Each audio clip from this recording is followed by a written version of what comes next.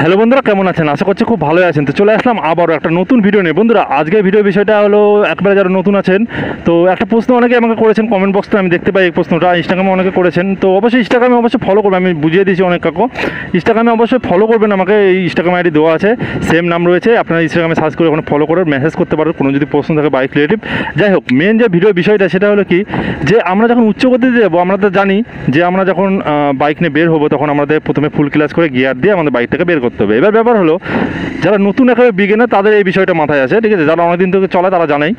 তো ব্যাপার হলো যে আমি যখন স্পিডে থাকবো, মোটামুটি একটা স্পিডে, মোটামুটি কি আমি মোটামুটি বাইকটা আমার রানিং হয়ে গেল, এবার উচ্চ গতিতে চলে গেলাম।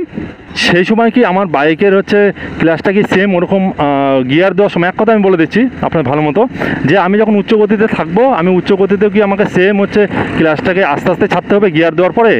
মেন ব্যাপার, যখন আমরা প্রথমে যখন আমরা গিয়ার দেই তখন আমাদের ক্লাচটাকে আস্তে আস্তে ছেড়ে বাইকটাকে বের করতে হবে। উচ্চ গতিতেও কি সেম নিয়ম? গিয়ারটাকে দেবো তখন কি আমাদেরকে সেম আমাদেরকে ক্লাচটাকে আস্তে আস্তে ছেড়ে বের হতে হবে?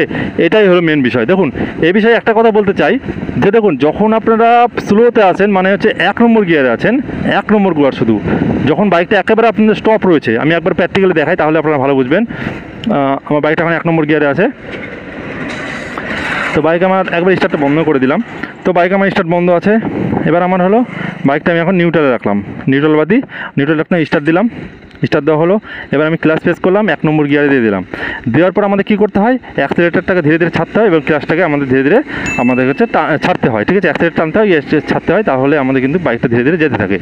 এবার ব্যাপার হলো, এরকম তো আমরা ঠিক আছে। এবার আমরা যখন উচ্চ গতিতে যাবো, এরকম আমি যখন বাইকের স্পিডটা বাড়াতে থাকবো, বাড়ানোর সময় কি আমি সেম করব? দেখুন, এই ক্ষেত্রে বলবো না, কখনোই না। যখন আপনারা এরকম বাইক নিয়ে স্পিডে যাবেন, তখন জাস্ট আপনার ক্লাচটাকে, আপনাদেরকে অ্যাক্সিলারেটরটাকে ফুল ছেড়ে দিতে হবে। ফুল ছেড়ে দেওয়ার পরে আপনাদেরকে যে ক্লাচটা আছে ফুল প্রেস করে একটা গিয়ার দিয়ে ছেড়ে দিলেন, ঠিক আছে? এরকম আস্তে আস্তে ছাড়তে লাগবে না। আপনারা টানলেন, গিয়ার দিলেন, ছেড়ে দিলেন, গিয়ার দেওয়া আর অ্যাক্সিলারেটর, আপনাদের ক্লাচটাকে ছাড়া একই টাইমে হবে, ঠিক আছে? একই টাইমে মনে আপনারা দেখুন, এই 1 নম্বর আপনাদের মনে রাখতে হবে যে যখনই আপনি গিয়ার দেবেন তখন এটা মনে রাখতে হবে, আপনাদের যে অ্যাক্সিলারেটর রয়েছে এটাকে একদম ফুল ঢিল দিয়ে দেবেন। এটাকে একবার ধরার দরকার নেই, মানে এরকম টান যদি থাকে এরকম একবার ফুল ছেড়ে দেবেন, ঠিক আছে? ফুল ছেড়ে দিলেন, সাথে সাথে আপনাদের ক্লাচটাকে প্রেস করবেন, আগে প্রেস করে গিয়ারটাকে দিলেন, গিয়ার দেওয়া হয়ে গেল, ক্লাচটাকে ফুল সাথে সাথে ছেড়ে দেবেন। এরকম আস্তে আস্তে ছাড়ার কোনো রকম দরকার নেই। যখন আপনার বাইকটাকে রানিং হয়ে যাবে, এক কথায় স্পিডে যখন থাকবে, স্পিড বলতে রানিং হয়ে গেল মানে আপনার ক্লাচটাকে ওরকম ধীরে ধীরে ছাড়া দরকার নেই, শুধু 1 নম্বর গিয়ার দিয়ে আপনাদেরকে ধীরে করে ছাড়তে হবে। তারপর থেকে বাইক যখনই একটু রানিং হয়ে গেল, 2 নম্বর গিয়ার দেবেন, সেটাকেও আপনাদেরকে এরকম আস্তে আস্তে ছাড়া দরকার নেই। সেই সময়ও আপনাদের কিন্তু ধীরে ধীরে ছাড়া কোনো দরকার নেই। সেই সময়ও আপনাদেরকে এরকম নর্মালি ধরলেন, ছেড়ে দিলেন, গিয়ার দিলেন, ধরলেন, ছেড়ে দিলেন, এইভাবে, ঠিক আছে? আমার হচ্ছে হাতগুলোর দিকে লক্ষ্য রাখুন, আমি ভালো মতো আপনাদের প্র্যাকটিক্যালে দেখাচ্ছি। এই হলো, আমি স্পিডে করলাম। এবার আমি গিয়ার যখন দেবো, অ্যাক্সিলারেটর ছেড়ে দিলাম, ক্লাচ ধরলাম, গিয়ার ফেললাম, ছেড়ে দিলাম, ঠিক আছে? এইভাবে এখন ছেড়ে দেবেন। ছেড়ে দেওয়ার পরে আপনাদের অ্যাক্সিলারেটর টানবে, গিয়ার দিয়ে ক্লাচ ছাড়ার পরে কিন্তু অ্যাক্সিলারেটর টানবে, এটা আপনার মাথায় রাখবেন।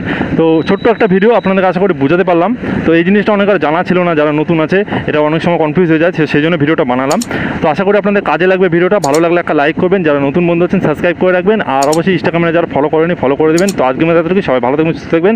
Thank you, take care and bye by.